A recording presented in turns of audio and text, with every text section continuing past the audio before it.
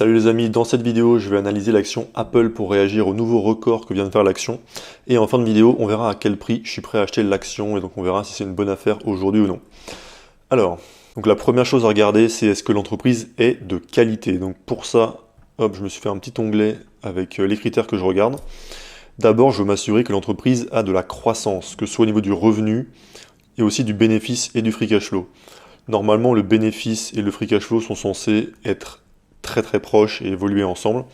Donc c'est pour être sûr qu'il n'y ait pas, on va dire, de trucs bizarres au niveau comptable.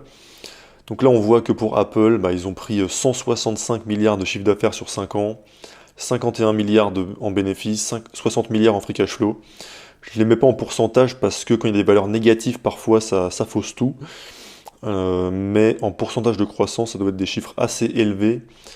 Si on regarde là, ils sont passés de 260 à 275 à 365 d'un coup, ensuite 394. Donc c'est des belles croissances pour une boîte de cette taille. Après, je ne cherche pas des entreprises avec des croissances énormes, hein. Je cherche des entreprises qui, on va dire, qui ont des croissances supérieures à celles de l'économie. On va dire à partir de 10% de croissance par an, c'est des entreprises qui m'intéressent. Donc là, c'est bon pour Apple, ces trois critères-là de croissance sont validés. Ensuite, je regarde l'évolution du nombre d'actions sur 5 ans. Parce que si l'entreprise émet des nouvelles actions, elle dilue ses actionnaires. Ça veut dire que si vous avez acheté, par exemple, j'ai n'importe quoi, admettons que vous achetez 1% de l'entreprise, et que l'entreprise émet des nouvelles actions, et sans avoir rien fait, vous ne vous retrouvez plus avec 1% de l'entreprise, mais avec 0,9, 0,8 et ainsi de suite. Donc ça, c'est quelque chose qu'on veut éviter. Et ensuite, si l'entreprise peut aussi décider de racheter ses propres actions, et si c'est fait à des prix intéressants, alors c'est avantageux pour l'actionnaire, c'est une manière de rémunérer l'actionnaire. Donc dans le cas d'Apple, ils rachètent massivement leurs actions, et en 5 ans, ils ont réduit le nombre d'actions de 22%. Alors après, on peut se demander, est-ce qu'ils l'ont fait à une bonne valorisation ? En tout cas, l'entreprise n'a jamais été non plus à une valorisation extrêmement surévaluée, comme par exemple a pu l'être Tesla ou des boîtes comme ça. Donc c'est une bonne chose. Ensuite, le critère qui est sûrement le plus important pour déterminer la qualité d'une entreprise, c'est le ROE, donc le Return on Equity. Je regarde la moyenne sur les 5 dernières années, parce qu'il peut toujours y avoir des années exceptionnelles. Et il est de 110%. Et je recherche des ROE qui sont supérieurs à 15%. Et donc concrètement, 110% de ROE, ça veut dire que l'entreprise, si elle génère 100 euros de bénéfices, et qu'elle les réinvestit dans l'entreprise, elle est capable de générer, grâce à ces 100 euros réinvestis, 210 euros. Donc 110%, là, c'est vraiment un ROE qui est exceptionnellement haut. Mais là où il faut faire attention, c'est que le ROE prend en compte l'argent investi par les actionnaires, mais ne prend pas en compte l'argent qui vient de la dette. Et Apple, justement, emprunte de l'argent pour faire ses buybacks et tout ça. Et pour bien comprendre ce truc de ROE et de dette, c'est bien de prendre l'exemple de l'immobilier et de comparer le ROE au ROIC. Donc on va prendre l'exemple d'un bien immobilier qui nous verse des loyers et on va calculer le ROE et le ROIC. Ça va être très simple, hein. Donc imaginons qu'on achète un bien immobilier cash, donc 100 000 euros. Il nous génère chaque année 10 000 euros. Donc ces 100 000 euros, c'est de l'argent qu'on a mis de notre poche. Donc en français, c'est des capitaux propres et en anglais, c'est ça qu'on appelle de l'equity. Donc le return on equity, ça va être ce qu'on encaisse divisé par l'equity qu'on a mis. Donc ça va nous donner 10 000 divisé par 100 000, ça fait 0,1, donc ça fait 10% de ROE. Maintenant, on va imaginer que pour faire cet investissement, on va mettre 50 000 euros d'apport, et on va aussi emprunter 50 000 à la banque. Cette fois-ci, notre equity, c'est plus 100 000, c'est seulement 50 000, puisque l'autre partie, c'est de la dette.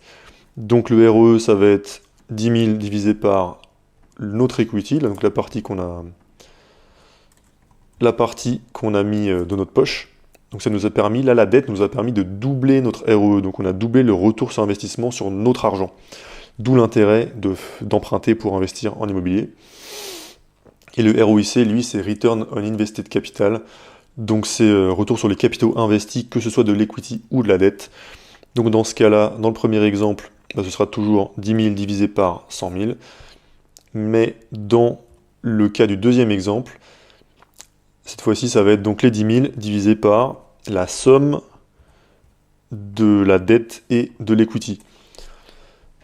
Donc voilà, quand on fait de l'immobilier et qu'on fait un calcul de rentabilité classique, en fait c'est le ROIC qu'on calcule.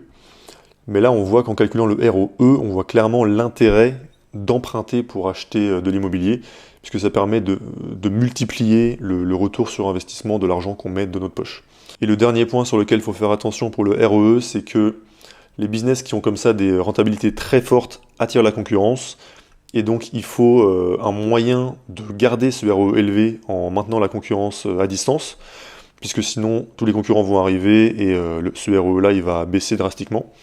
Mais ce qui fait que Apple arrive à le garder au fur et à mesure des années. Là, on voit que là j'ai pris le ROE sur les 3 années précédentes, il est toujours aussi élevé, pareil pour le ROIC. C'est le fait d'avoir un moat ou rempart concurrentiel. Alors il y en a plusieurs, mais dans le cas d'Apple, ils sont assez évidents. Il y a la marque, je pense que c'est même la marque la plus forte au monde aujourd'hui. Et il y a aussi les coûts de transfert, vu qu'ils ont créé un écosystème. Une fois qu'on est dedans, c'est assez dur de switch complètement, de changer de cloud, etc., d'application de messagerie, tout ça. Donc Apple a sûrement un des moats les plus puissants qui existent aujourd'hui. Donc ils sont capables de garder un ROE élevé pendant très longtemps. Et dernier critère de qualité, donc on a vu qu'Apple avait de la dette, donc on veut être sûr qu'ils n'en aient pas trop et donc que ça ne constitue pas un risque.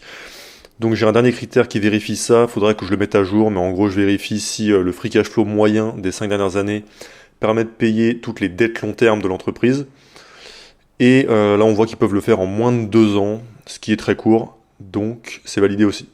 Donc là on a fini sur les critères de qualité, donc Apple remplit tous mes critères de qualité, et c'est peut-être même une des meilleures entreprises de l'histoire à ce niveau-là aujourd'hui. Mais maintenant il faut voir la valorisation, parce que si tout le monde aujourd'hui considère que l'entreprise est entre guillemets parfaite, eh ben, elle risque d'être surévaluée. Donc on va regarder ça maintenant.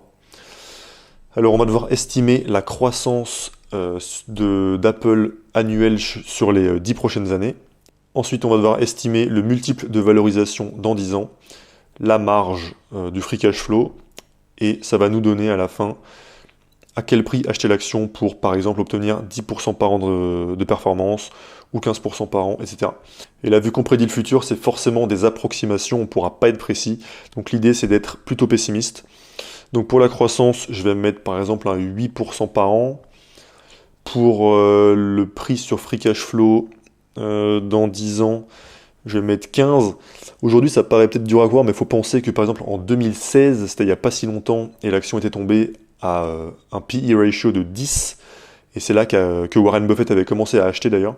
Et justement, à l'époque, il y avait eu une petite baisse des ventes de l'iPhone, et voilà, les gens pensaient que ça y est, les iPhones n'allaient plus se vendre aussi bien qu'avant.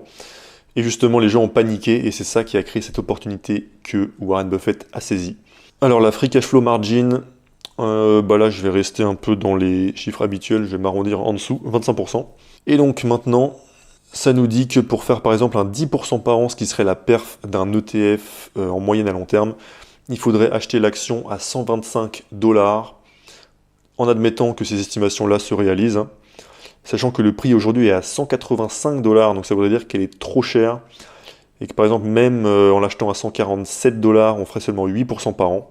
Donc pour moi, l'action est trop chère aujourd'hui, je ne suis pas prêt à parier sur des estimations plus élevées. On peut tenter 10% de croissance pour voir ce que ça donne. 10% de croissance, bah là, voilà, si on veut faire comme un ETF, on est à 147, et après ça commence à faire beaucoup, 12 pour une boîte aussi grosse. C'est de la croissance moyenne chaque année, hein, donc ça me paraît compliqué.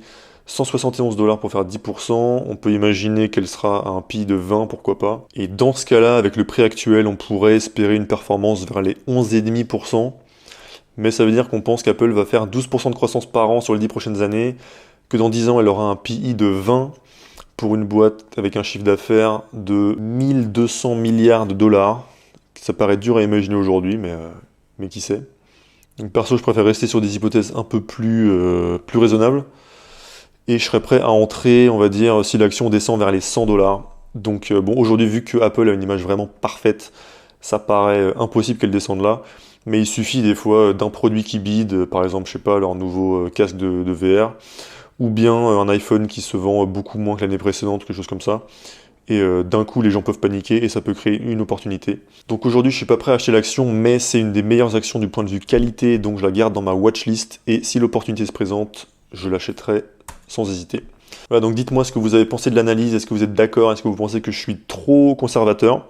Mettez-le moi en commentaire. Si vous avez aimé, vous pouvez mettre un like ou vous abonner. et à plus!